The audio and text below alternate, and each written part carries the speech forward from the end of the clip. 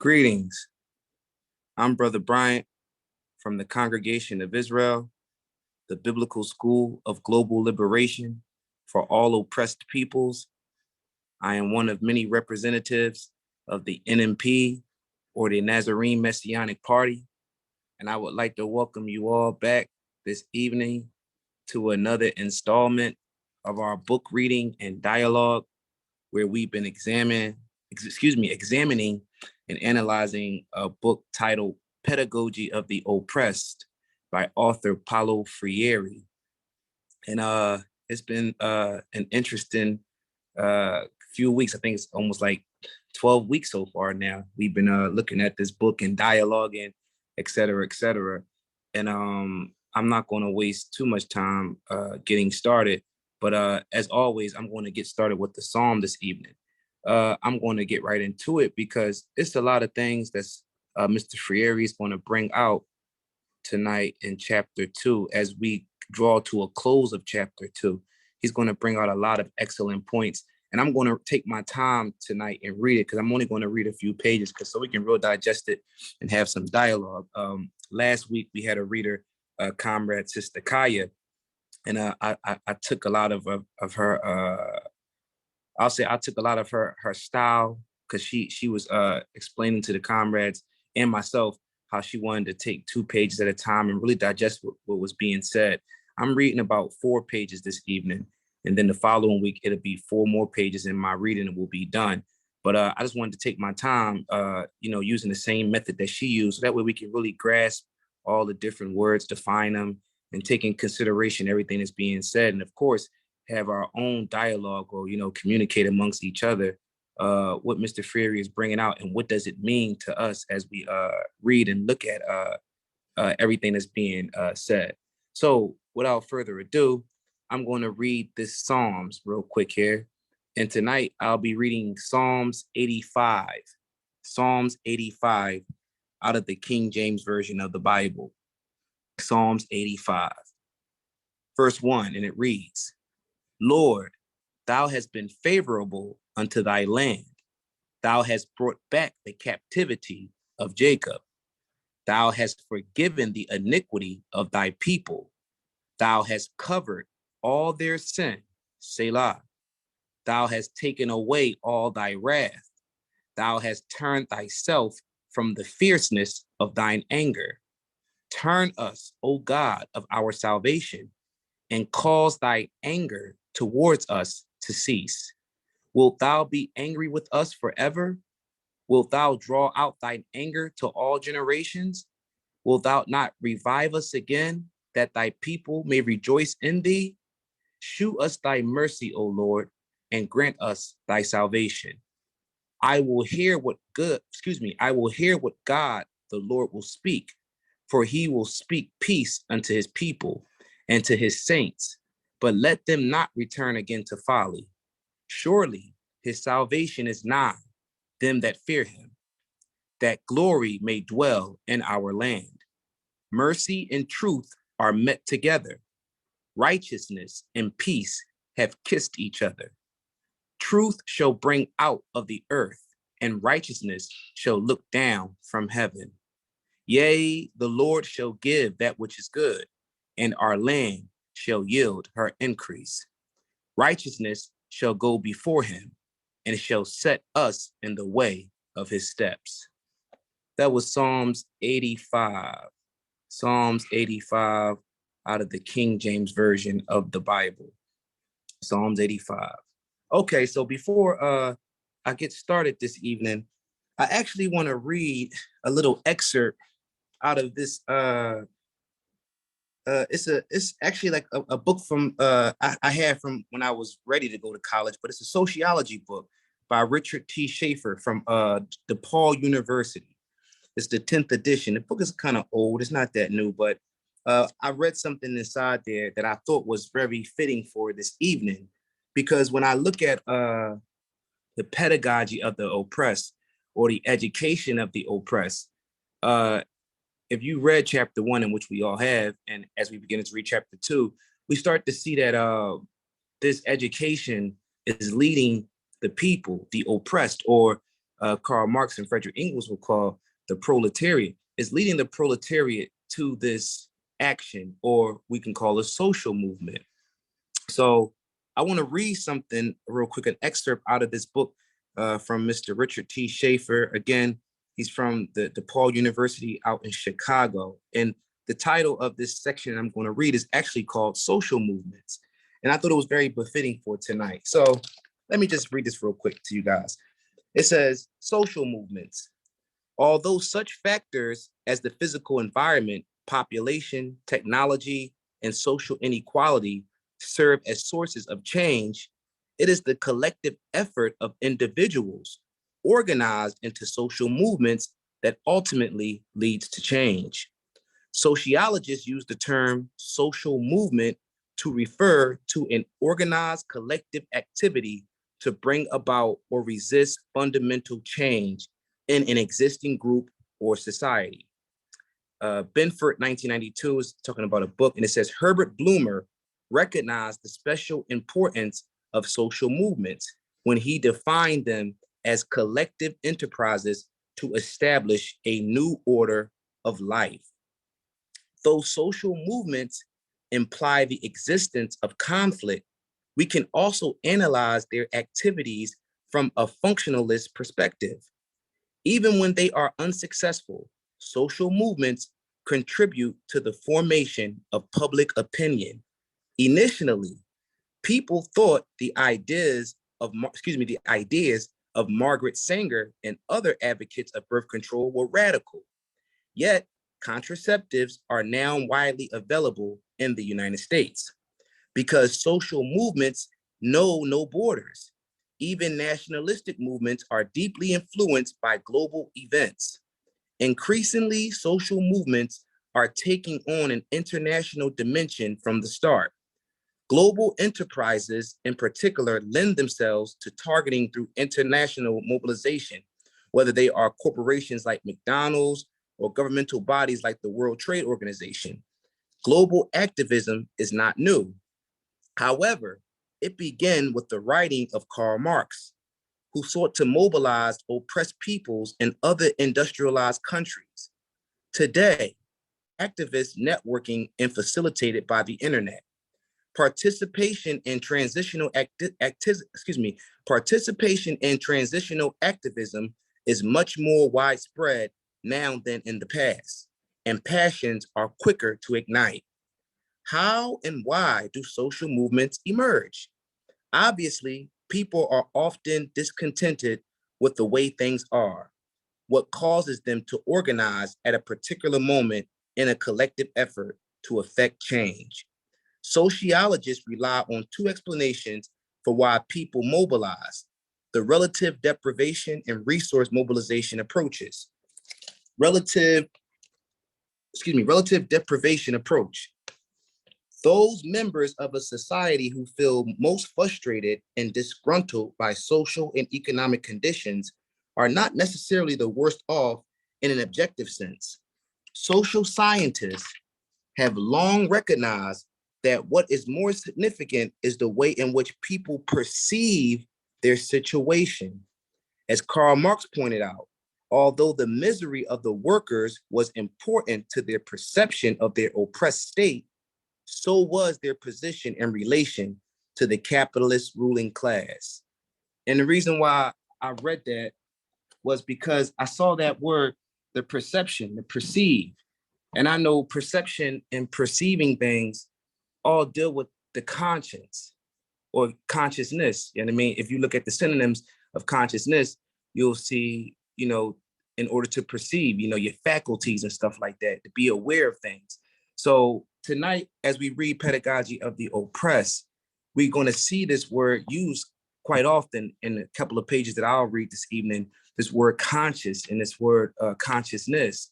And then we can start to look at our perception, as Mr. Freire already mentioned, self-reflection and praxis. We can start to see how do we perceive, or are we aware? Are we in a stupor? Are we awake? Or are we aware of what's going on? And he's going to also make a distinction of consciousness, to be conscious and consciousness.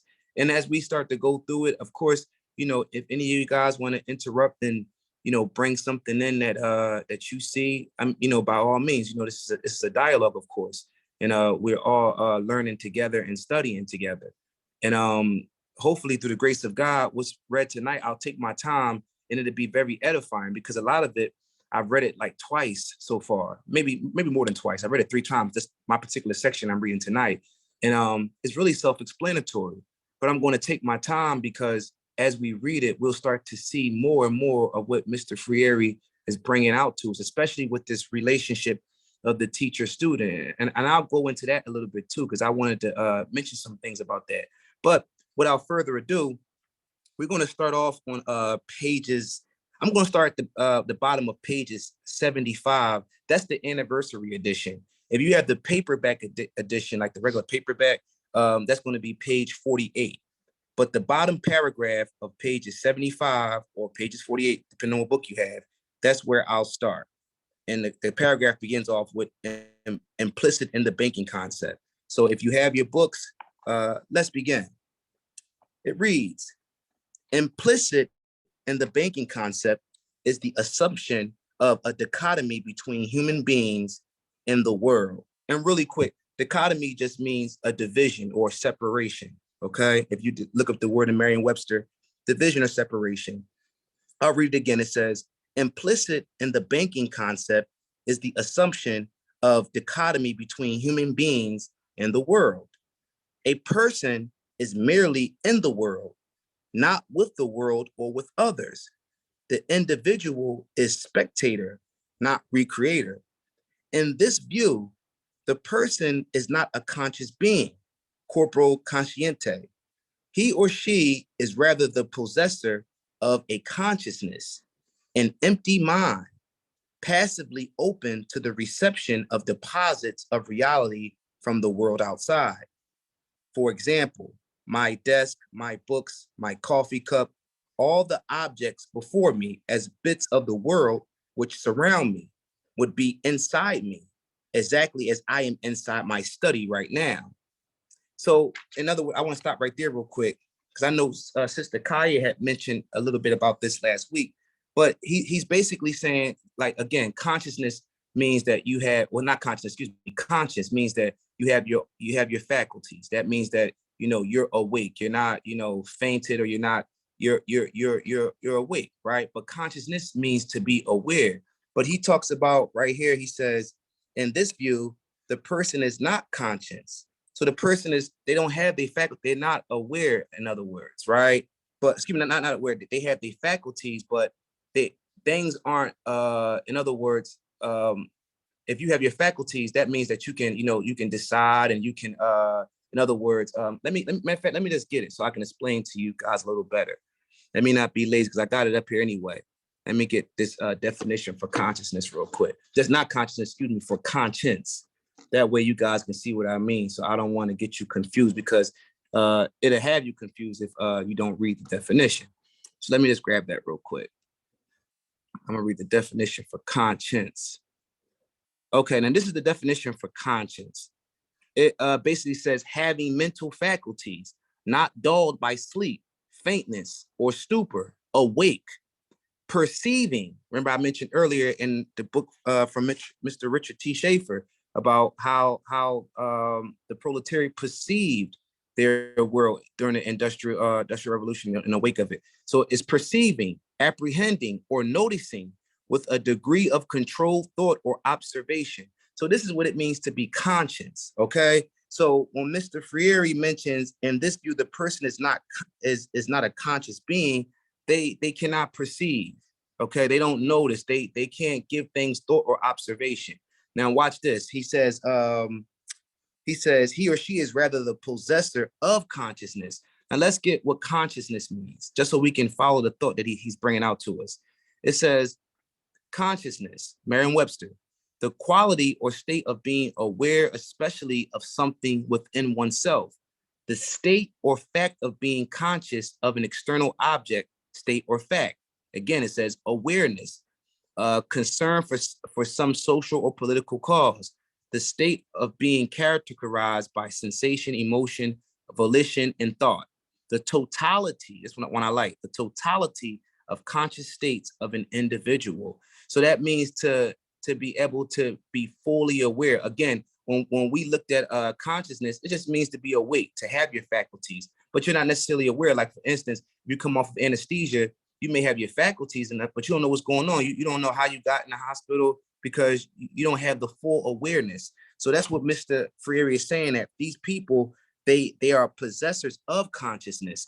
In other words, they have their full awareness, right? But they don't have the ability to perceive. They don't have conscience. They can't look at things and observe things through their own thoughts, right? So I'll continue to read. He says, oh, I read it already. So he says, let me read it again. It says, for example, my desk, my books, my coffee cup, all the objects before me as bits of the world which surround me would be inside me, exactly as I am inside my study right now. This view makes no distinction between accessible to consciousness and entering consciousness. The distinction, however, is essential. So it's essential in accessing consciousness, right? And entering into consciousness. So it's a distinction, Mr. Frere's argument, right? He says the objects which surround me are simply accessible to my consciousness, right?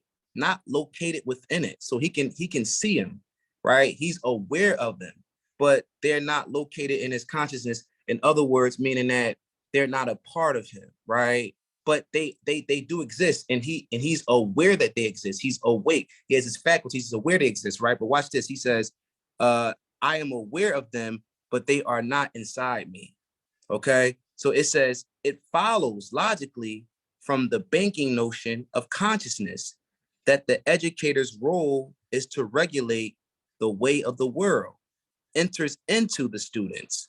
Okay, so let me read that again. It says, it follows logically from the banking notion of consciousness that the educator's role is to regulate the way the world enters into the students. So, well, I'll go on to read because he's going to start explaining, and then I'll piggyback off what's being said. He's going to explain it. So it says, I'm sorry, somebody's coming in the room. So it says, the teacher's task is to organize a process which already occurs spontaneously, to fill the students by making deposits of information which he or she considers to constitute true knowledge. And since people receive the world as passive entities, education should make them more passive still and adapt them to the world. The educated individual is the adapted person.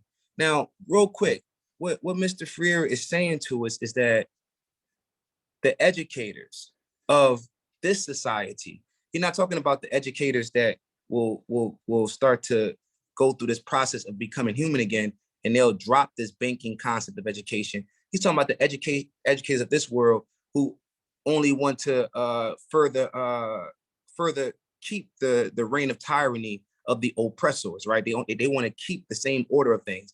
These particular educators, they give you the world as it is. They don't give you the world as, in other words, because he's going to mention it, I'll just mention it right now. They don't give you posing problem education. What they give you is, okay, this is the way it is. There's nothing you can do about it. It's solidified. It's almost like a mountain. It's immovable. This is the way it is. And all they give you is how to conduct yourself in it or how to assimilate with it. They don't let you think, or they don't give you like that ability to go into creative thinking. Whereas though, well, it's all these problems in the world. How do we fix the problems? In other words, like Mr. Karl Marx said about dialectical materialism, exposing the contradictions. And after we see the contradictions, how do we reconcile them? How do we make all of it make sense, right? So we see a lot of contradictions in our society, right? But the way the banking education works is that the contradictions are there, but you can't do anything about them. So what they do is say, in other words, just assimilate with it. Don't even question it. So because they don't present posing problem education. They present the banking concept of education, where we're just trying to put information in you that goes along suit, that follows the program, that goes along with the masses, like the conveyor belt. So what we're looking at now is Mr. Freire is talking about, he says the teacher's task is to organize a process which already occurs spontaneously, to fill the students by making deposits of information which he or she considers to constitute true knowledge. So in other words, this stuff is basically solidified. Life is all about making profit. Life is all about, getting a job and retiring. This is true knowledge to people. This, as far as, when we go through the processes of kindergarten to 12th grade to college, this is to us, because the educators of this oppressive regime, they don't present problem posing education, right? They just present banking concept. They don't let us, they aren't let us think for ourselves to say, hey, something's wrong with our society. No, to them, nothing's wrong with the society. Even though we see all the contradictions, we see the murders and all kind of foolishness going on. We see why it's going on. We know why it's going on. We can kind of put our finger on it, but the educators don't present that to us. They don't present the problems to us. They make it seem like that is, everything's okay. So what they just give us is this almost, I want to say like this prototype, basically. They give us like this, not prototype, they give us like this model. And this model is the true knowledge that you go to work, you work hard, you pay your bills. And although all this oppression, all this suffering you see around the world, killing, murder, whatever, don't worry about that. You know what I mean? That's all a part of it. They don't address that as a problem. And the educators, and I'm not saying all the educators do it willingly, but majority of educators, Mr. Freer mentions it, they do it unknowingly, right? They don't tell the students that this is a problem. They don't tell the students that. The students believe that this is the way things are, this is how the world works, so we just fall and assimilate into it. But when we look at, and he's going to go into it, when we look at the educators of this historic, he calls it an historical, I don't want to spoil it, but he mentions how it's historical. He's talking about the revolution. These particular educators or these leaders, they can't use this same form of teaching. They must use the pedagogy. They can't use the banking concept of education. They have to use the pedagogy style of education. But I'll keep going on. It says, and since people receive the world as passive entities, see, they just receiving what they see. They're not challenging it. They don't see the problems in it. They may see the problems, but the teacher, the educator of the oppressive regime, he doesn't showcase or display the problems. So therefore, the students just receive it as passive entities that, we go to school and we get educated and we learn about our trades, or we learn about our different professions and get our degrees, and we make our profit and our money, and everything continues on as such, right? He says, and since people receive the world as passive entities, education should make them more passive still and adapt them to the world. The educated individual is the adapted person because she or he is better fit for the world. See, translated into practice, this concept is well suited to the purpose of the oppressors. So this is what the oppressor's model of an individual or a human being, one that conforms, one that goes along with the narrative, gullible, if you will, right? It says, let me read it over so you can get the full thought of it. It says, translated into practice, this concept is well suited to the purposes of the oppressors, whose tranquility or peace rests on how well people fit the world the oppressors have created and how little they question it. See, because the educators of this, or the teachers of this banking concept, they don't go against the narrative. They don't go against the grain. They don't present to the students the problems. They don't let the students be creative in their thinking and in dialogue. And, look, we have problems in our society. We have problems in our world. They don't encourage for the student to express, intellectual, it says something about intellectual activity.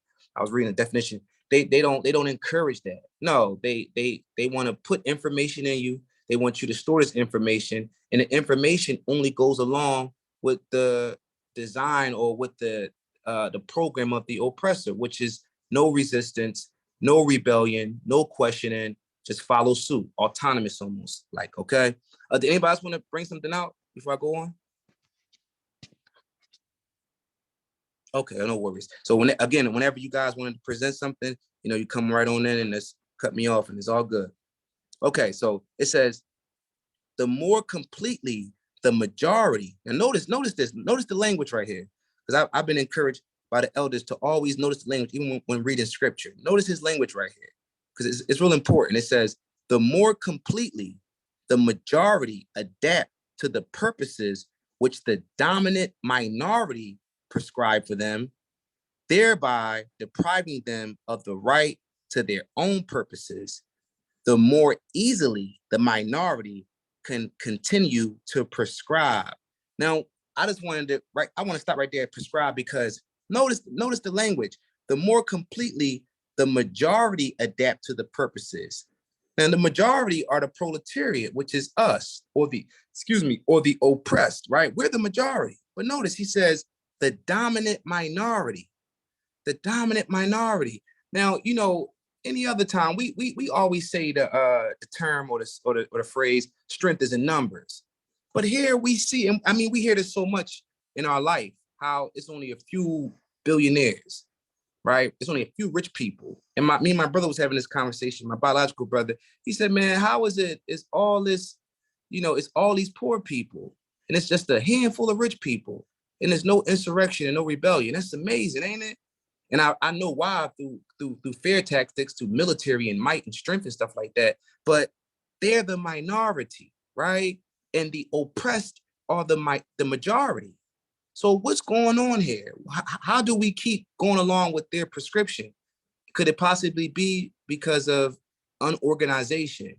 And I mean, and a couple of other things, but mainly and chiefly unorganization, right?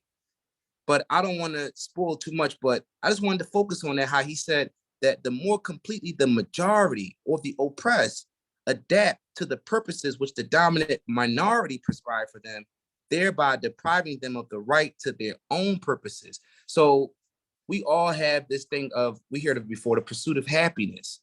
But our pursuit of happiness, I would argue, I tell people all the time, we don't know what our pursuit of happiness is. Why? Because of the banking concept of education. We've been given the narrative on how we should live. We've been given the ideology of what life is about: profit making, profit motive, how to increase capital, how to own everything, how to confiscate resources, how to fight and kill each other over the resources that we wish to confiscate or take. So pursuit of happiness is something, I mean, I know that's basically every human being's purpose, to pursue, whether it be, they want to have a family or whatever it is. We all have this instinct as human beings to survive and live our lives in peace and do things that bring us joy and happiness. But our purposes are prescribed by the minority. So we have to ask ourselves in our process of thought, excuse me, not our process, but through reflection, as we go through our reflection, Mr. Freire encouraged, what is our pursuit of happiness? What is our purposes as the oppressed? What is our purposes? Because I'm arguing that, because I know even the comrades is on here, I mean, we're being re-educated now as we read these revolutionaries and as we read the scriptures in a different light, if you will. We're starting to see our true purpose. We're starting to see what we were truly called for. But we've all went through the banking concept of education. We've all been through elementary school and pre-K. Us on here, others that will, God willing, listen to this recording, right? We've all been through grade school. So we've all been exposed to the banking concept of education, right? So what are our purposes other than what the capitalists or other than what the oppressors have given us? But that's something just food for thought. But I'll keep going. It says the theory and practice of banking education serves this end quite efficiently. Verbalistic lessons, reading requirements, the methods for evaluating knowledge, the distance between the teacher and the taught, the criteria for promotion, everything in this ready-to-wear approach serves to obviate thinking. And obviate just means, I looked it up, it means just to prevent or to deter thinking, right? To like basically cut off thinking before it even starts. So before something even germinates or starts to generate, to cut it off. That's what it basically means when you look up in the Merriam-Webster, obviate. It says, the bank clerk educator, excuse me, let me read it over. The bank clerk educator does not realize that there is no true security in this I pronounced it earlier, hypertrophied role. And hypertrophied, it's a medical term. It means like an excessive growth of an organ or something like that. But it also could mean exaggerated, you know what I mean? Exaggerated growth. And they use it in a medical term too. Like, again, when organs are, not functioning properly, they'll tend to grow larger, your liver or something like that. So it's saying that the bank clerk educator does not realize that there is no true security in his hypertrophied role, in his exaggerated role. He doesn't realize that there's no true security in that. Why? Because if, as we continue to read on, that the oppressed, they will, and I'm saying this because I know what the scriptures are saying. The oppressed, they will realize their purposes. They will stop taking on the sentiments and the ideologies or the purpose given to them by the oppressors, and they will come to knowledge and truth and begin to realize what their purpose is, because the Almighty promises that that's what happened, right? But he says the bank clerk educator does not realize that there is no true security in this hypertrophied role. Why? Because the oppressed class, the oppressed, the proletariat, they will educate themselves, right? We just read it out of Mr. Richard T. Schaefer's book, The Rise of Social Movements. Why do they happen? Because people get tired of the deprivation. They get tired of the differentiating wealth. Eventually, it causes something. It was not causes, excuse me. Eventually, it ignites a fire within individuals or groups of individuals. And you know what they said? Look, we had enough. And I mean, and then we might see acts of rebellion, whether violent or non-violent. But no, nonetheless, though, something is going to give, right? The levees are going to break. So I'll continue to go on. It says, I'll read it again from the top. It says, the bank clerk educator does not realize that there's no true security in his hypertrophied role, that one must seek to live with others in solidarity. One cannot impose oneself, nor even merely, coexist with one's students. Solidarity requires true communication and the concept by which such an educator is guided, fears, and prescribes communication.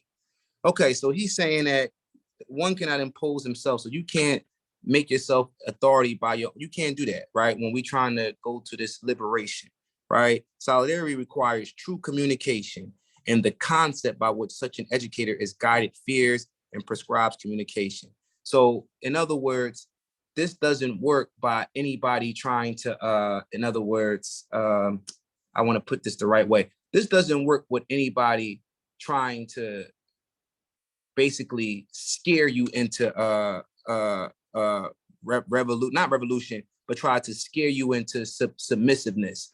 You know, this whole ideal of the pedagogy or this teaching, this doesn't work by somebody basically showing how smarter they are than the other, or trying to show that they have, education. It doesn't work like that. This is not how this is going to go down. In order for us to really become organized, we have to have communication. It can't be a situation where one person or two or three people, they have all the answers. That's not what it's saying. Even though these people or these educators might have knowledge, right? Still, it's good. And Mr. Freer is going to go on and explain it. I'm not going to, spoil it. He's going to go and explain it in this chapter, in these pages I'm going to read, that the communication, what it does is it brings out intellectual activity or creativity, right, between the student and the teacher through communication, through dialogue.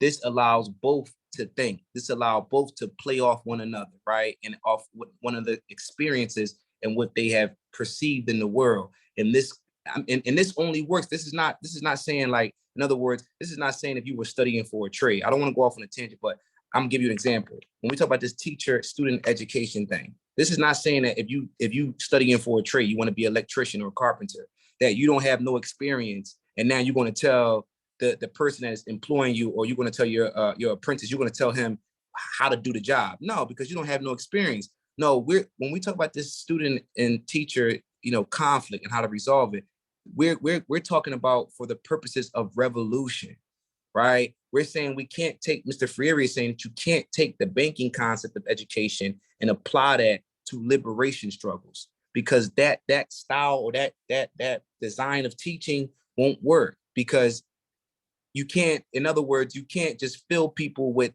things, because we all know, we've all experienced oppression. So you can't tell me about just your oppression. I know about oppression too. So we both can learn from experience. He's going to mention it. We both learn through a back and forth dialogue, through communicating. We both learn from different struggles. We do that all the time on our Sabbath discussions. People talk to the elders, sisters from overseas. They bring up different things that they have heard, different things they experience, and everybody is learning. We're getting new information because we all can relate to oppression. Whereas though when you have the teacher and student banking concept education within the oppressive society, the teacher only has the information, right? And rightfully so, because in that particular setting, okay, maybe the teacher is a good mathematician. But when we talk about the liberation or this freedom deal, we have all experienced oppression. The leaders have, and the followers, the teachers and the students. So now they both can have dialogue through their experiences, through self-reflection. And that self-reflection leads into action or either praxis, whatever one you want to call it. So when we're talking about teacher and student, I'm not saying that, or we aren't saying that you can just start to, supersede what your teacher is saying. And, now, all the skill sets and it doesn't work like that. No, if your teacher or your elder, if they have a certain amount of education, right, then sometimes you can't even get to that education because they've been studying for so many years, and they'll continue to study. And what you just started to learn, they've been knowing, and they learning something else now. You know what I mean? So you'll always be, second in that aspect of when it comes to teacher and student. But when we're talking about teacher student in this context, what Mr. Freire is talking about, he's talking as far as the liberation process, because we've all experienced oppression. So when we get into these settings of teacher and student, we're learning what leads us to freedom. When freedom, he's going to mention it, when freedom becomes the authoritative figure in both of our, our mentalities, right? Teacher and student, we both look at freedom as the deciding verdict. We'll start to realize that we both have something to say. We both can educate one another, right? But again, if the teacher is experienced or he has skill set in something, you can't overthrow the teacher. So that's not what Mr. Freire is saying. I just wanted to make mention of that again real quick to reiterate that, because I know we spoke about that. Before I go on, did anybody want to say something or bring anything out? Okay, all good. No, I'm just listening, sir. Continue, please. Yes, sir. Yes, sir. So I go right along. So it says, I stopped there where it says, okay, yes, I'll start the next paragraph. It says, yet only through communication, watch this, notice this, yet only through communication can human life hold meaning. Again, yet only through communication can human life hold meaning. And when I thought about that, of course, I thought about the Proverbs. And I want to get that proverb real quick. It's Proverbs 18 and 21. Let me grab that real quick. Proverbs 18 and 21. I'm sorry. I thought I had it. Okay, it says, I'm sorry. That's the wrong version. Forgive me, comrades. Bear with me. Proverbs 18 and 21. That's what we want. I thought about when he said, yet only through communication can human life, that's the key word, hold meaning, right? Can human life hold meaning? Proverbs 18:21 reads, death and life are in the power of the tongue, and they that love it shall eat the fruit thereof. So we know that the tongue, right, is an instrument that is used for communicating, dialogue. You announce it, you pronounce things with your tongue, right? We know this. We know how. What's it called? Linguistics, whatever you want to call it, work, phonetics and stuff like that. So he says, yet only through communication can human life hold meaning. Death and life are in the power of the tongue, is what the wise King Solomon is saying.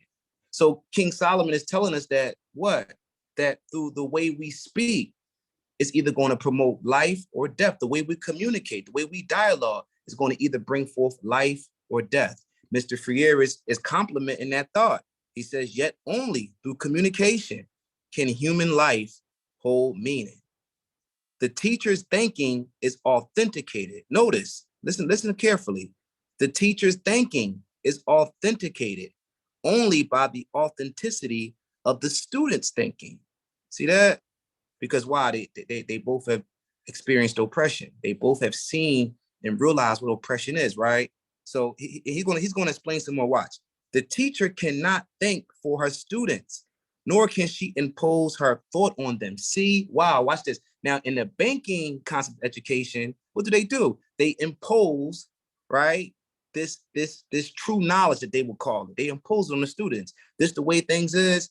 X, Y, and Z, you follow X, Y, and Z. But when we're talking about this pedagogy or this teaching, right? This revolutionary teaching, not the teaching that keeps or that lets the oppressive systems remain, but this new teaching which overthrows the oppressive system.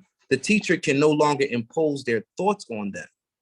No, that's not how this is going to work. That's not how this is going to work. That what happens is that the teacher knows, like he just said, notice what he says. He says the teacher's thinking is authenticated only by the authenticity of the student's thinking. Why? The teacher cannot think for her students, nor can she impose her thoughts on them. And he's going to explain why. Watch, because authentic thinking that is concerned about reality. So we've all experienced reality. We've all experienced the oppression with inside of reality, right? So we all have something to basically back and forth to give off one another. Not nobody knowing more than the other. Again, not saying that if the educator has a master or a doctorate in a specific subject, you can overthrow what they're saying. It's like I'm talking about. That's a different context. We're talking about in this context towards liberation, right? The educator and the student doesn't see themselves in neither of those roles. They don't see themselves as that. They see themselves differently.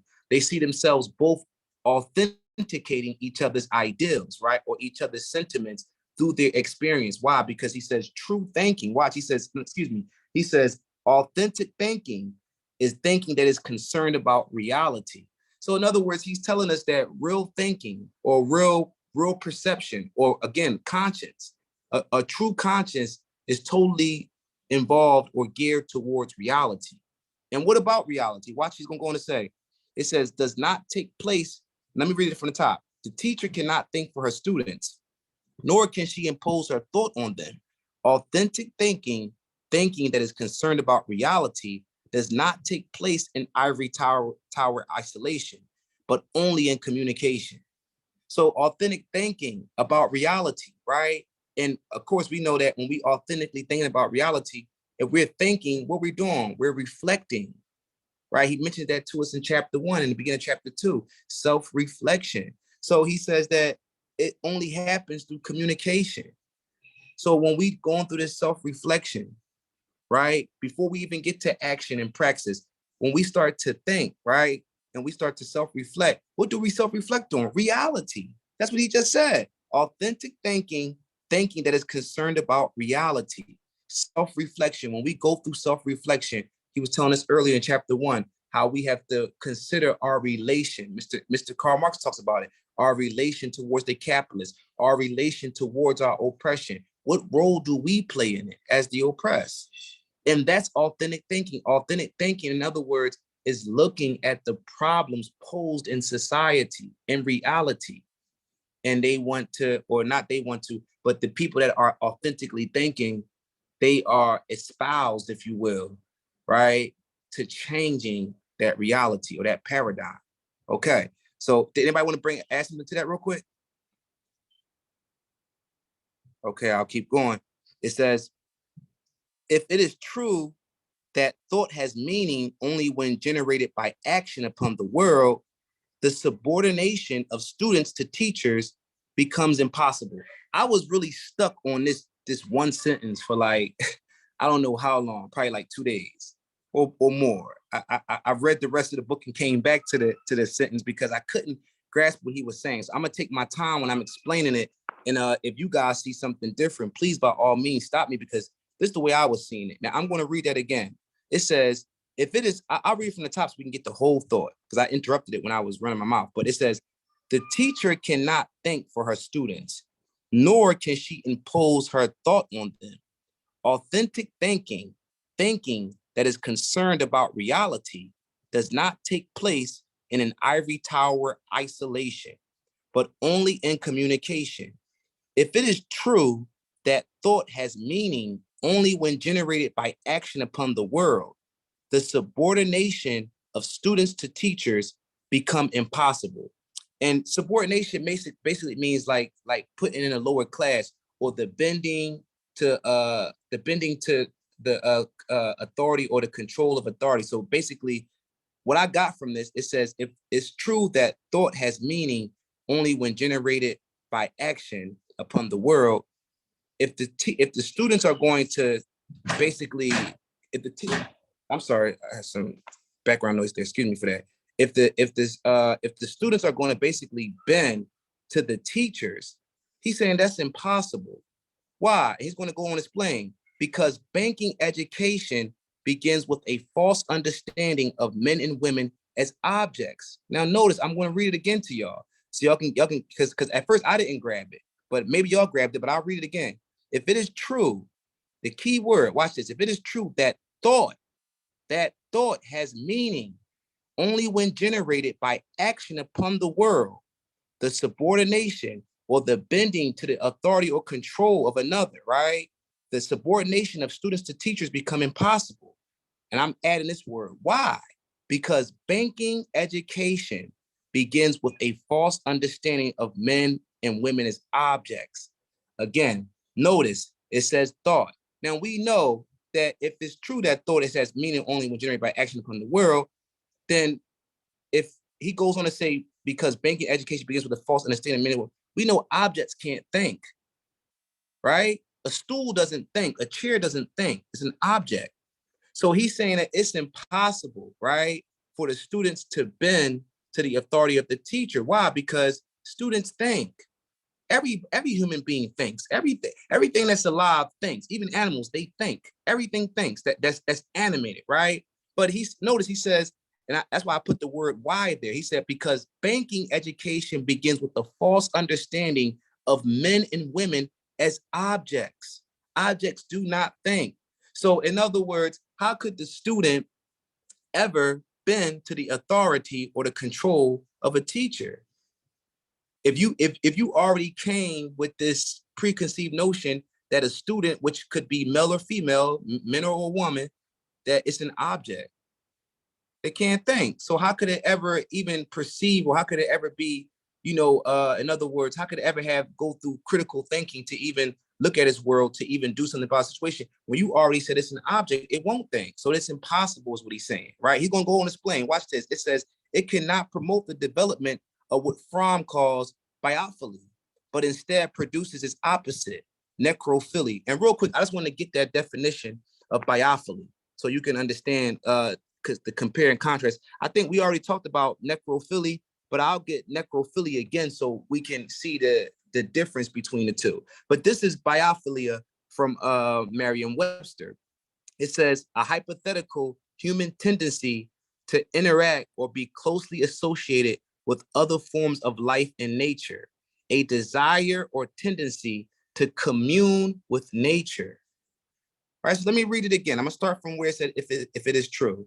If it is true that thought has meaning, so thought only has, if it is true that thought only has meaning or purpose only when generated by action. So in other words, if your thought only has a purpose when you go and do something, or you go and act upon your thoughts, if it only has purpose when you do that in the world, the subordination or the leaning or the bending to the authority of the teacher becomes impossible. Because why? Banking education begins with a false understanding of men and women as objects. Objects cannot think. So it'd be impossible for the student to ever lean or bend towards the teacher, because they would have to think in order to say whether or not they want to yield or not. So he's saying that, so in other words, he's bringing out the contradiction with the banking concept of education. That's what he's basically doing. And the contradiction he's bringing out is that they look at us as dead objects, inanimate, so we will never think. That's why I brought up biophilia. Now I'm going to get necrophilia for you so you can see the difference. I know we talked about it before, but just for the sake of defining words and understanding, let me get necrophilia for you. Now, remember, somebody want to say something? Yeah. Yeah. Now, can you hear me? Yes, sir, brother. Go ahead. Sure. Yes, sir. Now that is a tough one to crack because there was a lot said right there. But she started off by saying the teacher cannot think for the student. Now, I took that to mean like, because each student is going to have to lean on their own experience, and you can't have an experience unless you think it through before. Like you're just not going to just jump into action on a thing without thinking it through first. Even the scriptures say, "What man goeth to war, unless he counteth up the cost." So a teacher can't think for the student, and therefore the teacher can't create this action. The teacher can only bring forth the information, and the student has to, in his mind, put it together and create a plan of attack, per se, in order to create a mobilization for himself or themselves. That's what I'm taking out of it so far. But that's a hard one to crack right there. No, that was good. Real quick, you said something about experience, and I was thinking about that earlier, comrade, because notice it says, if it is true that thought has meaning only when generated by action upon the world. So in other words, the thought, when I seen the thought, right, immediately, again, from looking at the context, I thought about self-reflection. So when you're thinking in your thoughts, you're going through, but what are you reflecting on? Your experiences. So I'm glad you said that, because that's the kind of thought that, well, not the thought, but that's the angle I was coming from with it earlier. So I think you're on to something, comrade. Yeah, and another thing is, people, we've all experienced people, we call it, say, all they do is talk. Well, everybody's not just always talking. What we're saying is, all you're doing is thinking about it, and you're never going into action with the thoughts, i.e., which brings out the conversation that you're thinking about. So all you're going to do is talk about what you're thinking about, because you never placed it into action. That's awesome. That's excellent. That's I want to excellent. jump in here and say something, comrades. Yes, ma'am. Yes, I agree. A lot of people think about things, they know something is wrong, and some people may want to do something about it. The problem is that we haven't been taught critical thinking. So although we feel in our hearts that something is wrong and we know that we need to do something about it, we don't know where to start. We don't know how to put a plan in action. We don't know how to organize with other persons of like mind to get action. And I've noticed it, especially, so, we're growing up, we go to the nursery, our parents drop us off maybe 7, 8 in the morning, they come back at 5, that's a work day. So you're conditioned from an early age to join the workforce. You may go to K2 to K12, or what we call primary school, high school, university. It's the same conditioning, and they don't teach you critical thinking. They don't teach you to be an independent thought leader or to organize to achieve objectives. What they teach you to do is to be on the production line, to be a good citizen, not to incite riots or alternate thinking or anything like that. So yes, people are agitating and they want something to happen, but that critical thinking skill is just not there, or it's underdeveloped. And so there's a lot of talk, but it goes nowhere because they really don't know what to do.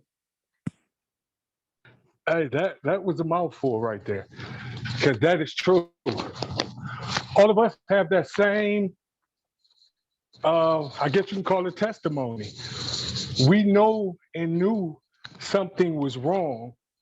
We just didn't know how to critically think it through into a process of action. But over time, and after years of re-education, we're just starting now to stand on our feet and learn what it is we need to do. So what Sister Sue said, that's critical. That's very important. And I see exactly what she's saying there. It takes that critical thinking to to think of a to think through a thought in order to produce action. Because like I said, anybody could just react to a situation without thinking. And we call those the unsmart because they didn't think the situation through. But it takes critical thinking. But how do you gain critical thinking? You have to learn what critical thinking is and how to use that to produce a functioning action, I think. No, I definitely agree. I definitely agree. And I mean, because if not, then the things that we do or our action could be, downright wrong, or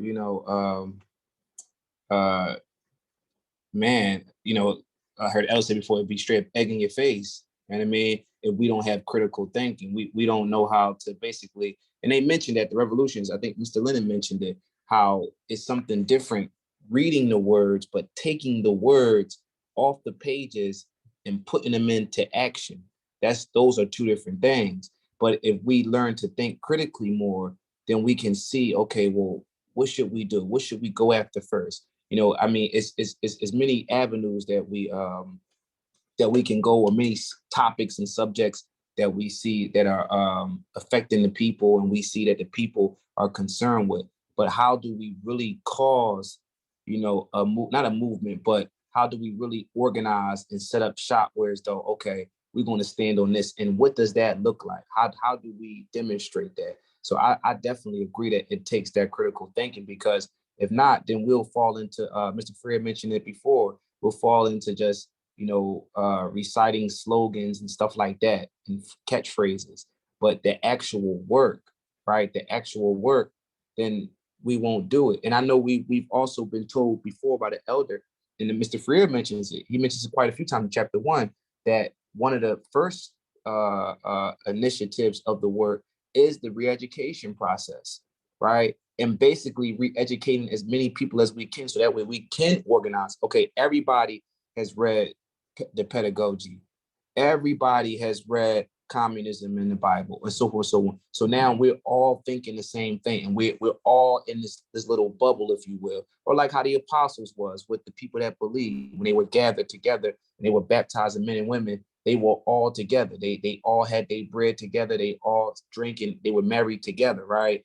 And they were all this one body, but they were all on one accord. So, but how did that happen? They first was educated. Paul and the rest of the apostles, they educated the men and women on what Christ was, and what it was about, and who, they were educated first. And we start to see that, at least I'm seeing that that's one of the first things of the call to action, is the re-education process. Okay, so do we react like how we saw past revolutionaries act with warfare and guns and bombs? No, we saw that didn't work. It actually was ineffective.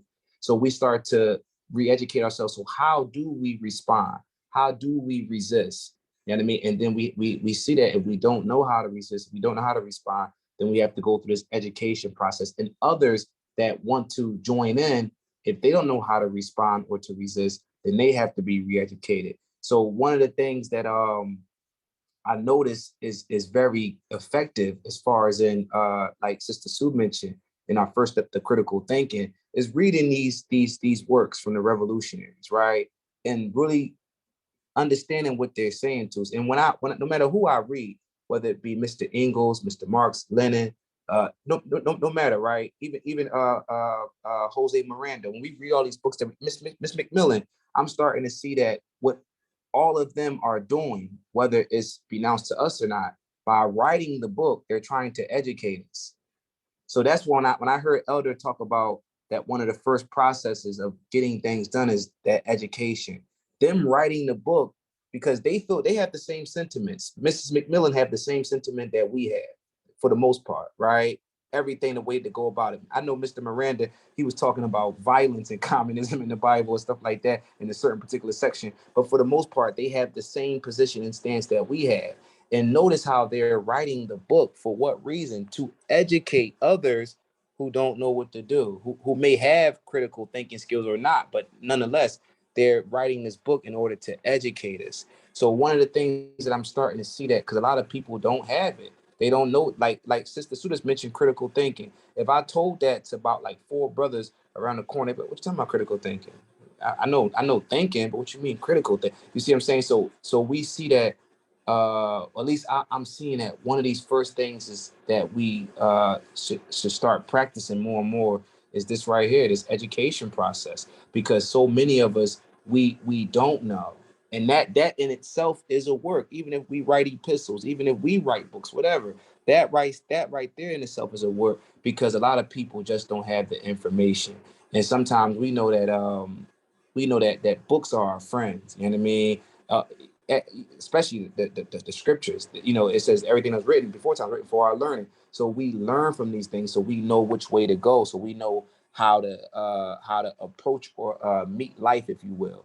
And I think that that what Sister Sue said was so beautiful, is because critical thinking is one of those things where as though it helps you no matter how much you learn. If you stay in if you stay in that medium of, I'm going to critically think and analyze everything that comes to my desk, to my table, as long as you follow that out, you'll start to realize, okay, what's to be done next? Okay, after we pass this hurdle, where do we go? But you have to keep that on the table. You just can't think. You have to always be critically thinking.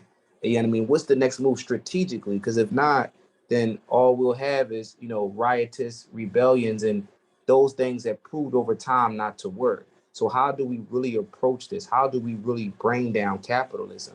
And it starts with this education. And this education, hopefully it causes men and women to critically think, you know what I mean, about what's going on, about their relation towards their oppression or towards their oppressors. Like, how am I involved with this? How is it all interconnected? So I think that's a great point, sister. I really appreciate that. Excuse me. Did you want to say anything else? Oh, that's somebody raising their hand. Did anybody else have something to bring out? Oh no, that was my hand from earlier. My bad. I took it down though. Okay, good stuff. No worries. So yeah, let me keep going. It says, oh yeah, I wanted to bring out necrophilia again. We heard the definition before of necrophilia, and I'll get biophilia again, just in case that we lost it, because I know we were dialoguing there. So I'm gonna get necrophilia first. Now, necrophilia is an obsession. It says obsession with and usually erotic interest in or stimulation by corpses, right? And we know that that's not what Mr. Freire is insinuating. He's really talking about something that's lifeless or inanimate. And when he's saying, it's almost like he's speaking metaphorically when he uses how they're obsessed with necrophilia. He's meaning like in a metaphoric sense, symbolism. In other words, they're not absolute. They're not absolute. They're not actually. Excuse me. Trying to engage with some type of sexual act with a corpse, a dead body, but they have an interest or obsession with inanimate things. So he's using the word necrophilia to, I guess, I would say, to really insult the oppressors, right? To really and I mean, it's not even an insult. It's true, because they don't like things that think. They don't like things that desire or yearn to be independent. They don't like things like that. They want things to be like animate. I can see what you're saying there. That's let me think on that. Yeah, that's pretty swift of him to use that word there for that, and for you to see that. So yeah, that's sweet. I just wanted to interrupt you on that and say good thought.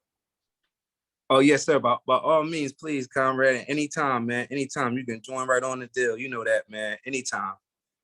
And what real quick, I'm going to get biophilia again, okay? It says a hypothetical human tendency to interact or be closely associated with other forms of life in nature, a desire or tendency to commune with nature.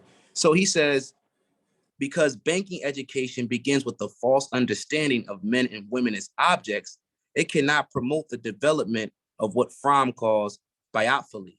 but instead produces its opposite, necrophilia. So it can't produce a desire or tendency to commune with nature. It produces this obsession with things that are inanimate or lifeless, necrophilia.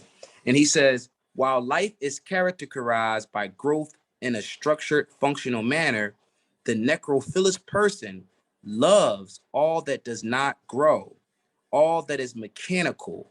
The necrophilist person is driven by the desire to transform the organic into the inorganic, to approach life mechanically, as if all living persons were things. Memory rather than experience, having rather than being is what counts. The necrophilist person can relate to an object, a flower, or a person only if he possesses it. Hence, a threat to his position is a threat to himself. If he loses possession, he loses contact with the world. He loves control. Wow. And in the act of controlling, he kills life. Why? Because he doesn't allow people to pursue their happiness, right? Their life. So in the act of controlling, in the act of this domination or oppression, he kills life. He basically takes away a man or a woman's purpose, killing their life and giving them. Hey, Go ahead, comrade. I'm sorry. that's even the mind state of the petty bourgeoisie. And we've all seen it, especially in our inner cities. You live in Philly, I'm from Detroit.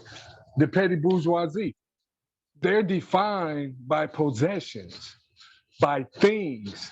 And if they don't have it, they will rather give their life than to not have these possessions, because they, in their mind, what they possess allows them to, in some form, possess other people, because those other people want what the petty bourgeoisie has, and the petty bourgeoisie is only reenacting that of the bourgeoisie. So it's just like a trickle down effect to everybody. And so if I can't be the petty bourgeoisie, I refuse to go down to be the oppressed. So let me just lead the planet. And I've seen that over and over again. Yup, and he mentioned that in chapter 1, and that goes into the internalization of the oppressor. And when they can't unmask the fortune that the oppressor have unmatched or live up to the same hype that the oppressor has, they either want to destroy other oppressed people within their same, pay grade, if you will, or they even destroy themselves. Yup, that's the internalization of the oppressor. Sister Sue, I see your hand up. Go ahead, comrade. Yes, ma'am. Yes, sir. I have a slightly different take on it. To me, it seems that they are suffering from Stockholm syndrome. So they are oppressed to the point that they feel that the oppressor has the right to oppress them. And so they start to identify with the oppressor and not the oppressed. And they want to be like the oppressor. They want to emulate the oppressor. And they've been taught to get ahead, you have to oppress. So they would oppress people who are in their same station in life, or the people around them, because we have been told that's how you get ahead. You get ahead by doing certain things. And then once one of us becomes successful, they hold that person up to the rest of us to say, see, you can do it. And so rather than saying, no, something is wrong with this whole scenario, we are saying, yes, let's work towards being that person that they're going to hold up to the rest of us to say, look, you're not being oppressed. You're just not working hard enough. So it's like a mental state where you start to think that, yes, this person is right to oppress because it's their God-given right, or they deserve it, or some other thing twisted in the mind, the broken mind of the oppressed. And the other thing is that the oppressor themselves, they are also not straight in the head. They're also twisted. This whole thought of being enlightened and looking at things in a logical way, over time, you become less sensitive to the humanity that is around you. So you look at things from a scientific perspective, from a logical perspective, and then anything that goes outside of that, it's not understood, so it's dismissed, and you're encouraged to suppress it. It's not logical. You talk about God and spirituality. That's not in the book of the oppressor, because it's not logical, it's not scientific, it's not tangible, so it's the whole dehumanizing of fellow human beings is part and parcel with becoming successful, to being on top, to looking out for number one. And that is what we are bombarded with day in and day out. To be successful, you work hard. Go to school, get an education, you get a job, you work hard, and you will be rewarded by becoming successful. I yield. No, I think I can dig that angle as well too. I can dig that angle too. I can see what she's saying too there. It's almost the same. It's just the scenarios are a little different. It's almost the same though. The same is that you're dealing with a person or people who are admiring the bourgeoisie and are like the middle ground between the oppressed and the bourgeoisie, but both are choosing the side of the oppressor. And just like she said, a lot of us are only shown this area of like, if you do this, you could be successful. You be like him. A lot of us are only shown that, and so we subscribe to it because if in our societies, that's what everybody says is right, but it's wrong. And usually where everybody else is going one way, turn to go the other way. But continue, brother. Sorry to interrupt. No, you good, bro. And that's what he was mentioning earlier with the banking concept of education. See, and that's what I'm glad that Sister Sue brought that out. And I'm glad you said what you said at the end, brother, is that you said they give it to us like it's right, but it's really wrong. And Sister Sue had mentioned how anything that isn't logical, right? When you're dealing with spirits like that, they dismiss it, right? Because why? This is all going back into the teacher and the student and their, I call it a regime, oppressive regime. Their whole deal is to give you their narrative. And their narrative is none other than, like Sister Sue said, to be number one, to be at the top, to put everything beneath them. You know what I mean? To inanimate everything. Human beings, make them objects, make animals objects. Everything becomes a commodity to them. And where do we get that? We get that from the banking education. What I mean by that is that when you go to school, you aren't posed with the problems of capitalism. No, you aren't even told that capitalism is a problem.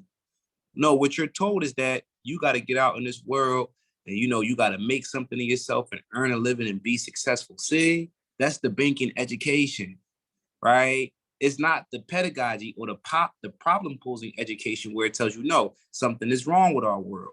The banking education, it basically, he mentions it in the book, we just read it. It basically suffocates creativity. It suffocates thinking, intellectual activity. No, it doesn't want you to think. It's going to think for you. How? It got a curriculum for you. You know what I mean? So all these things that we have, the internalization of the oppressor, all these things that we have taken on, these, I call them these epistemologies, right? These concepts of being, all these things that we have, we didn't wake up with this. We didn't come out our mommy's, womb with these ideologies. We've been given this stuff through the banking education of the capitalists, of the oppressors. So the ways that we're thinking, the way that we perceive our world, everything, our conscience, everything has been, that's why I asked that question earlier. What really is our purpose? I mean, outside of the world that the capitalists have created for us, they told us what everything is. They told us, basically, they told us what the meaning of life is. The scriptures teach us different, of course, right? It says, what does God require of man to do just in judgment? Micah 6:8. The scripture tells us what is man's purpose, right? But if you don't deal with the scriptures, I would argue that you don't know. Well, you do know. Your version of what's the purpose of man is to dominate, to rule, to be number one, like Sister Sue said, right? To basically do what everybody else is doing, to follow the leader. And who are the leaders? The leaders are the rich capitalists, these whoever, Warren Buffett, so forth and so on. You know, we all know the names, the Rockefellers, whatever. I'm getting all the name calling, but this is what the banking education presents to us. They just don't present to us, you know, deposit information and, you know, take this. They do that. That's one of the tactics why they're educating us. But what are they educating us on? They're educating us on how to be good soldiers, how to be complicit in a problem posing society. Because that's all the society produces is problems. Look at it.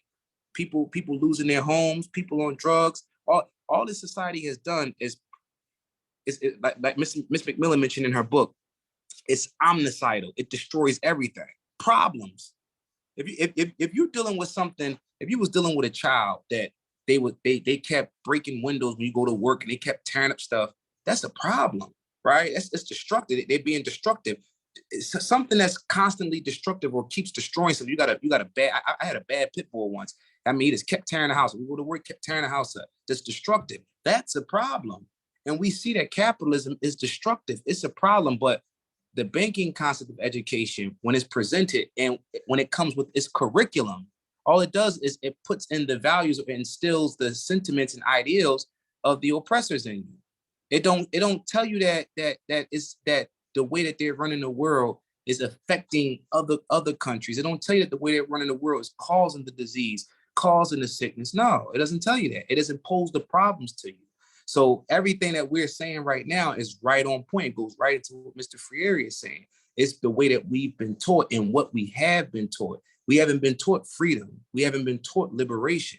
Why? Because we don't know our purpose. He mentioned it in the beginning of when I read it. He mentioned how our purposes have been given to us by the minority. Who is this minority? These few billionaires, these handful of billionaires. They have given us everything. The way we think, what we eat, they've given us everything. So therefore, we've internalized their ways. But now as we come to this humanization or becoming this new man, fully human again, right? We start to have self-reflection. We start to question what's going on. We start to question how are we related to what's going on? How do we contribute to everything that's happening? And then that's when, through our reflection, right? Through our thought processes and critical thinking, that's when we start to take action. Okay, I don't want to be a part of this no more. I have to do something about this. We mentioned something about it last night on Wednesday night, the zeal of the Lord, having this intentional, having this enthusiasm to do something, the zeal, having this enthusiasm to do something about our condition, about the problems posed in society. But that was great, that dialogue. Did anybody else want to bring something out?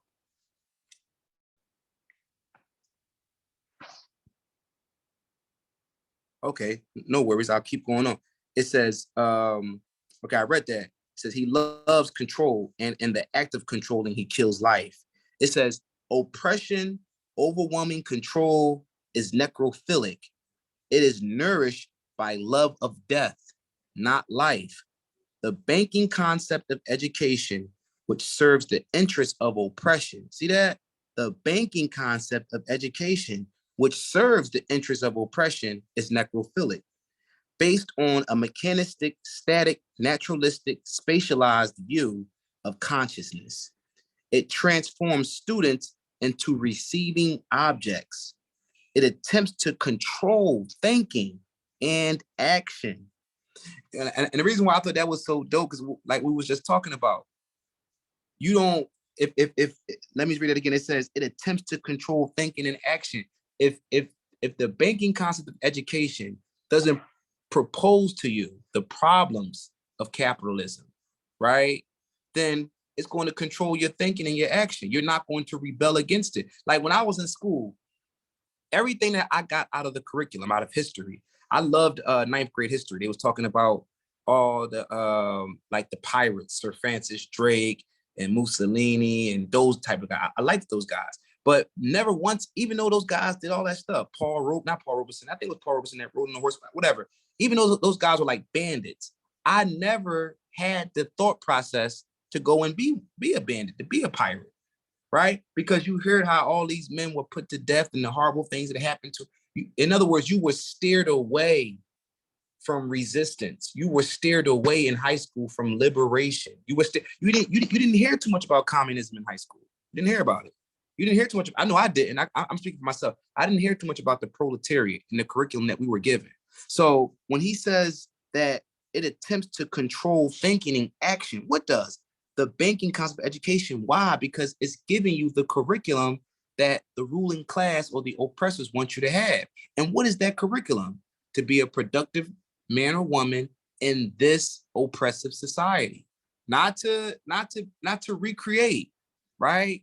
Not to, spark some intellectual activity where, hey man, we can do something about all these hungry kids. We can do something about all this global poverty. No. Don't know.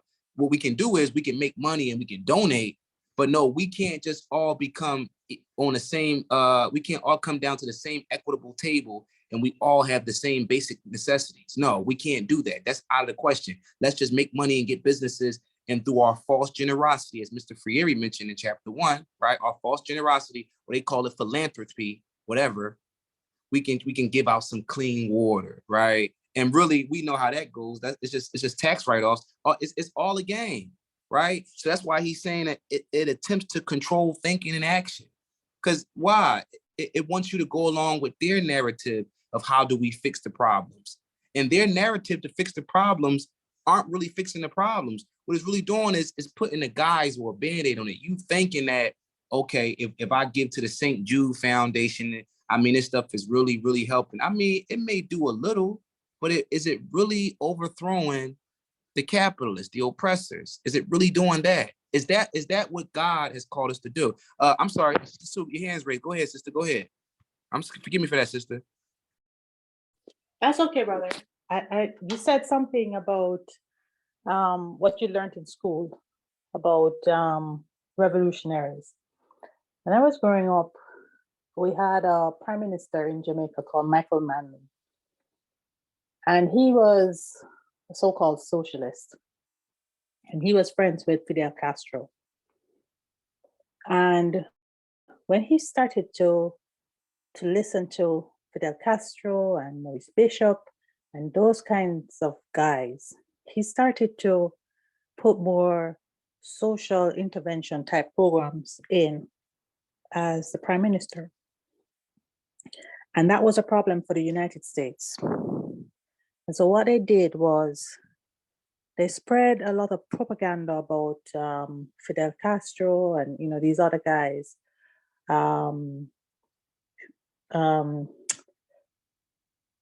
There was another guy, I think his name was Chavez. Can't remember his first name. But these guys in Jamaica were like heroes to us because they helped with education in schools. We had Cuban teachers. We had Cuban doctors and nurses. We didn't see that villain that the United States painted. And it wasn't until I read that story about Cuba and how Fidel came to power and what the United States did and how they tried to control the economy and all of those things, that I realized what had been playing out while I was growing up. So even if you're in school and you learn of these figures like Lenin and Karl Marx and so on, they paint the picture that these guys are villains. And you don't want to be a villain. You want to be a good citizen. So you might learn about them, but you dismiss them. You don't see them as a catalyst for change. You don't see yourself in that same role because you don't want to be that person, that odd man out. you want to conform because they tell you, go to school, get a job, you work hard, you will be successful, and you won't be poor anymore. Nobody wants to be poor. Nobody wants to eat dirt.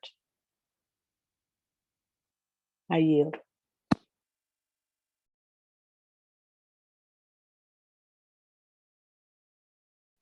That was And excellent. that's true. That's definitely true. I'm a witness. You know what I mean? Because man, because they this propaganda that's working like in North America here per se. This propaganda has been very successful in its upkeep of capitalism and oppression. Our own citizens here will attack you for looking at any other system and questioning yours. They've done a very successful job in their educational system. So when you stand up and you mention anything about a Fidel Castro, Maurice Bishop, Karl Marx, any of these, you automatically better prepare yourself, put your two hands up, because you're about to be attacked. Because they've done such a successful job at painting any other system or any system that questions your system as the bad guy, to where for you to even mention those people, you automatically are placed in the barrel with those same people that they consider bad guys. So what she says is absolutely correct. And I'm glad we have somebody over there that grew up in a whole different system than ours to be able to show us and tell us what she saw, her experience, and her educational system growing up, from what she was hearing from the outside, but what she was seeing on the inside. So, you know, I can't tell her nothing about what she saw. I only can accept it as true. It's her testimony as to what she saw. I yield with that. Yeah, I think that's excellent that Sister Sue can bring us that visual, because you know, to the point of the curriculums over here in the States, you know, we were told that Castro and them wasn't nobody to even consider. You know, excuse me, I should say Mr. Castro, Mr. Fidel Castro. We were told that men like that don't even look their way, don't read none of their writings. I mean, we were encouraged that. I mean, even still to this day, think about all the bad connotations that come along with the word communism. So when you say communism, it's like, go ahead, comrade. Yes, sir. Yeah, sorry to interrupt, but before I lose this thought, even my own mother, I remember growing up, and my own mother used to go against me because of some of my decisions. When I was like a junior in high school, junior or maybe within my senior year, I'm good at drawing, like commercial art, and I went to high school for half the day. Then the other half of the day, I went to an outside art school that was prepping me for college. And so I won this statewide, I still have the article to this day. I won this statewide art competition to where I received a scholarship to Center for Creative Studies. I received a $1,000 savings bond and all kinds of different accolades and stuff and whatsoever. But as the year progressed, I fell out of love with art because my whole life, had been growing up and drawing off inspiration. But what I started finding out was that they started pouring in like jobs to me and saying, this is what you need to draw. If I'm not inspired to draw that, now I'm bucking against the system. So what I did was decline the scholarship. Guess who got mad? My mom. Like, what are you doing? They offering you. I was like, but I can't do what I want to do, what I like to do. They're going to make me do this. They're going to make me do studio art. They're going to make me draw vases and canvases and stuff like that. I don't want to do that. That's not what I do. But so me rebelling against the system They said, no, y'all keep y'all scholarship. Made my family upset with me for the time being and made my life a little more difficult. You know what I mean? Because I bucked against the system. And I learned that early. And it didn't hit me till later in life what had really happened. I was making a choice for myself, though. But I yield on that. And I think what's so interesting is that, like, how you use that language, you bucked against the system. And listen real quick. I want to read this last part over again, because when I read it and I heard what you said, it just resonated with me. It says, I'm gonna read it from the top. It says, oppression, overwhelming control is necrophilic. Now, you had mentioned how they wanted you to draw. You was drawing off inspiration, right? You was just going in to what, yo, look, this right here, I'm inspired by this. I'm gonna draw this, right? But it says oppression, overwhelming control is necrophilic, right? So they wanted you to be inanimate. They didn't want you to express, your truth, right? They didn't want you to express your skill, right? Your creativity. But watch, I'm gonna keep reading. It says, it is nourished by love of death, not life. The banking concept of education, which serves the interest of oppression, is necrophilic, based on mechanistic, static, naturalistic, spatialized view of consciousness, right? It transforms students. You was a student, right? You could draw us right there. It transforms students into receiving objects. Notice it says it attempts to control thinking and action. So again, you were drawing off of inspiration. It's just something that a God-given talent or ability, right? You see something and you be like, oh look, I want to do that. I'm gonna tag that joint up. You know what I mean? Whatever. It says it controls thinking and action. So your action, the ability to be able to draw, that creativity, the banking concept of education wants to control that. Watch what it says, though. It says it leads women and men to adjust to the world, right? To make profit. They want you to draw this because this is going to make money. We want you to draw this, not your inspiration. Forget about that stuff, son. That's a dream. Forget about that, right? They these women and men to adjust to the world. And watch this, though, Conrad. It says, and inhibits their creative power. So from And inspiration, that's go ahead, exactly go what ahead. I felt. I felt like they were inhibiting my creativity because when I was inspired to draw something, and when I finished, people were like, "Whoa, this boy is talented," right? But Mm, I lost that love when they start pressuring me, and they started doing this like, especially after I won that the contest. My art teachers in that school began, like, they started focusing in on me, and they started bringing in like different assignments for me to do, totally off of what I normally would do. And my inspiration, like, I come back the next day or the next couple of days, whenever the deadline was, and I just wouldn't have it done. But my sketchbook will be full of something else that I did. I don't want to do that. And so I fell out of favor with them as well. Like, he's not going to get in line. And so I chose the service over that scholarship. And that didn't work either. that's crazy, man. That's crazy, man. I mean, you see how now I'm not sure if you guys would agree, but see how Mr. Freire talks about self-reflection. See, when we think on all these things, right, then we can start to critical thinking, this self-reflection. Then we can start to see our relation, right, to the world, and then we can start to have a praxis. So all these, because I know you've told us about your struggles with the music and everything as well, big bro. And when you go back and you think on these things, then you can receive the message better. You can receive that, yeah, we got to do something about our situation. You're able to receive that. You're able to start to participate in the praxis through this self-reflection by going all through that with you, that testimony that even Absolutely, sir. Absolutely.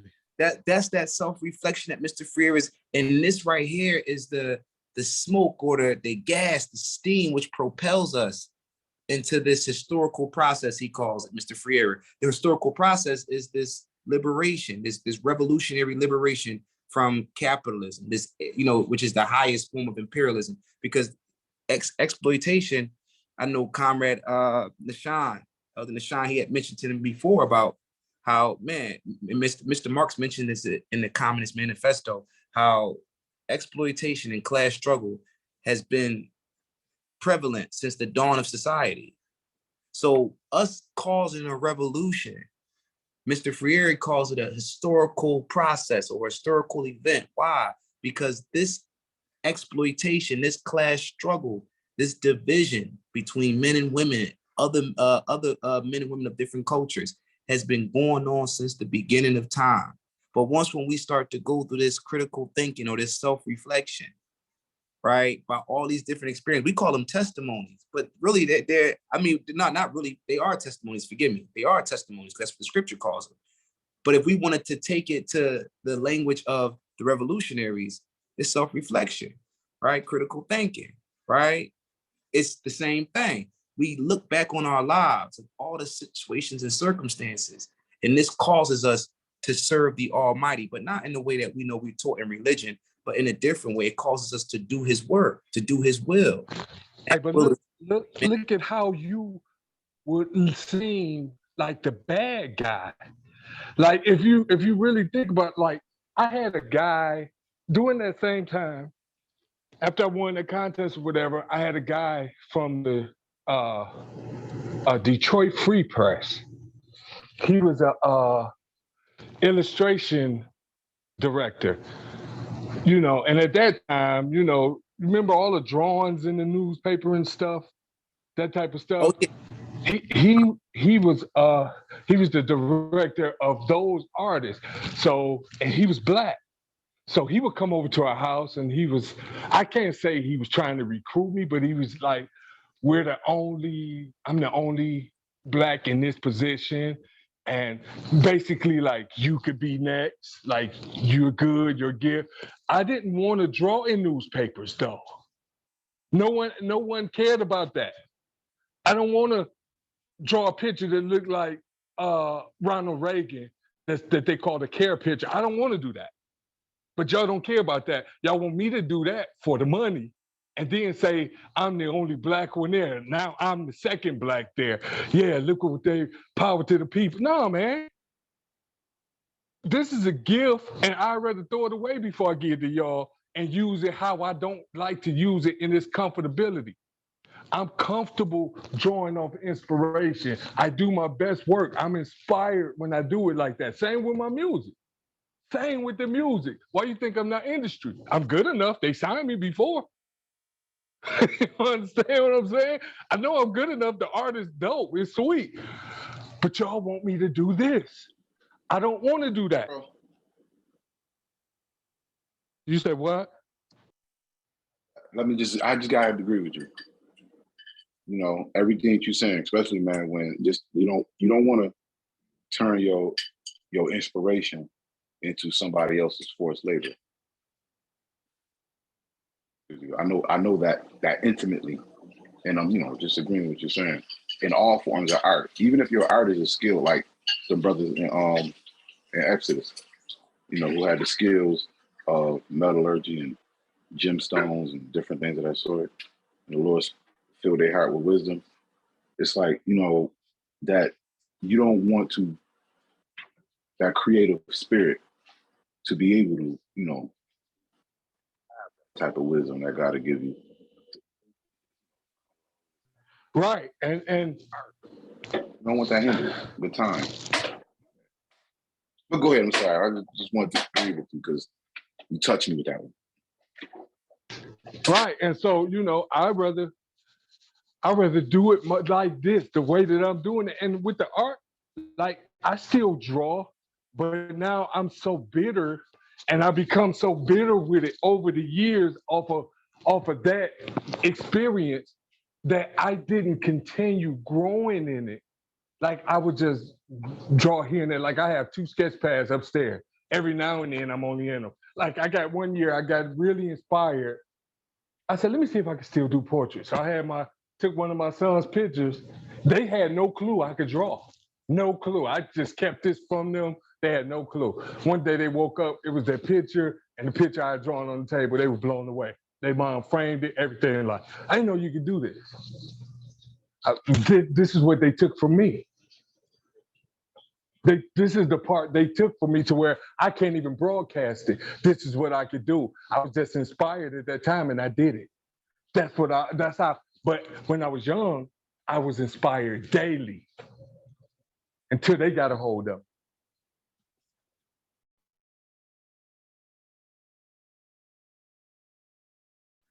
Man, this is this is real powerful stuff, man. This is real powerful stuff, comrades. And I appreciate the fact that all of you guys, not just tonight, but in the previous weeks, man, you guys are so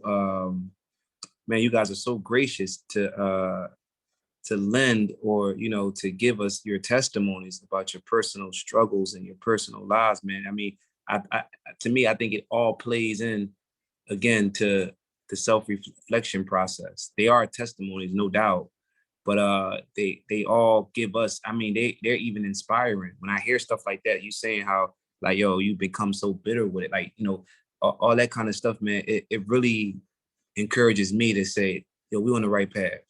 We must do something. Even if it doesn't take place in our lifetime, the revolution, we must be some type of causing agent that stirs it up. At least that's what I want to spend my time doing. Because as you start to go more into the works of the apostles and the works of Christ, you start to have this love and this genuineness. Like he was mentioning biophilia, the definition, to commune with nature and other human beings. You really start to have, you see the same thing. Right? We're all men. We're men. I mean, men and women, mankind. We're all men, and you start to see that that we're all related. You start to see that we all have purpose and that we all looking for happiness. And to me, I think that if you're truly a student of Christ, your brother's well-being, you must be concerned with it. Your brother's well-being, whether it be good or bad, you're concerned with it. It comes to your mind. I mean, some people say, I just pray for you, and they'll never even pray for you.